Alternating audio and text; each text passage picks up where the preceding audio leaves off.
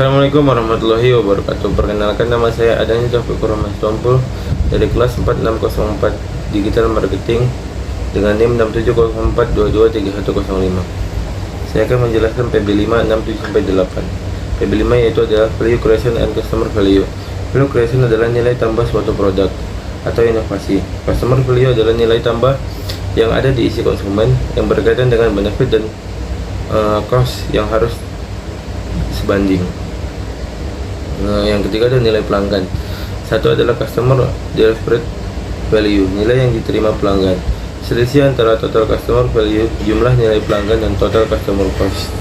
Yang kedua adalah jumlah nilai bagi pelanggan, yaitu total customer value, manfaat yang diperoleh dari produk atau jasa.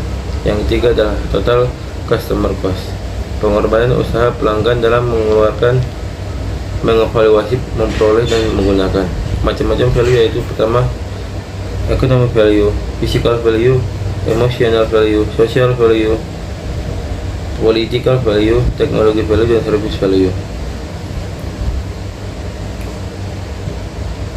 Kepuasan pelanggan yaitu kesan pelanggan terhadap suatu produk atau jasa yang membuat merek tersebut melekat pada emosional pelanggan. Membangun kesetiaan pelanggan yaitu satu, pemasaran dasar, pemasaran efektif, ketiga pemasaran bertanggung jawab, keempat pemasaran proaktif, dan kelima pemasaran kemitraan. Customer engagement. Satu adalah menambah manfaat keuangan, dua menambah manfaat sosial, tiga menambah ikatan struktural. Menambah ikatan struktural ada tiga tahap, yaitu ciptakan kontrak panjang, yang kedua adalah memberikan harga rendah, yang ketiga adalah ubahlah produk menjadi jangka panjang. PB6, market potensial dan sales di era teknologi distribusi. Market potensial yaitu total keseluruhan dari persaingan perusahaan lain, kondisi pasar satu periode.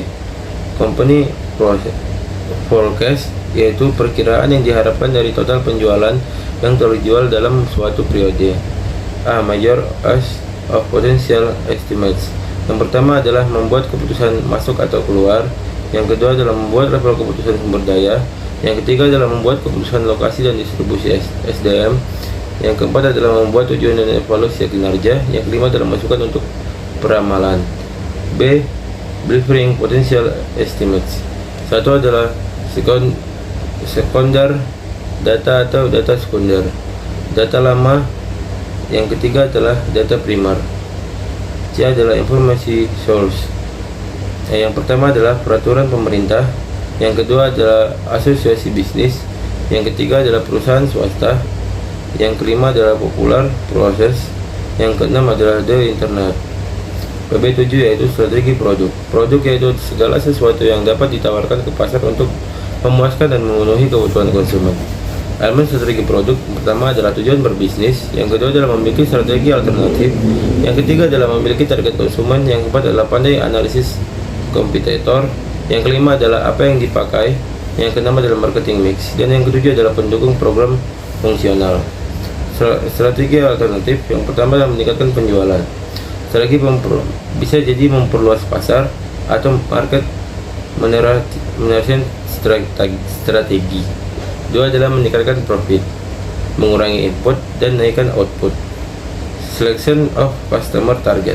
Yang pertama adalah ukuran pertumbuhan segmen, yang kedua adalah peluang untuk memperoleh keunggulan kompetitif, yang ketiga adalah source available yaitu sumber daya yang siap. STP yaitu position core strategy, atau adalah cost, price, dan differentiation. Strategi pengembangan produk. Yang pertama, pengembangan produk yang dilakukan sebagai respon dari kondisi pasar. Yang kedua adalah strategi yang dilakukan sendiri, tidak dari pasar. Proses pengembangan produk, invention, development, commercialization. Itu ketiga adalah inovasi. 8 adalah building produk. Produk building adalah sebuah strategi dilakukan oleh perusahaan dengan menjual 2 atau lebih produk dalam satu kemasan dan satu harga. Paket penggabungan pertama adalah penggabungan produk utama dengan produk tambahan yang diperoleh oleh satu perusahaan atau dengan merek yang sama. Yang kedua adalah penggabungan 2, lebih dua atau lebih produk perusahaan lain. Produk bundling adalah produk menjadi satu paket, harga menjadi satu paket, atau produk dan harga satu paket. Sekian dari saya. Assalamualaikum warahmatullahi wabarakatuh.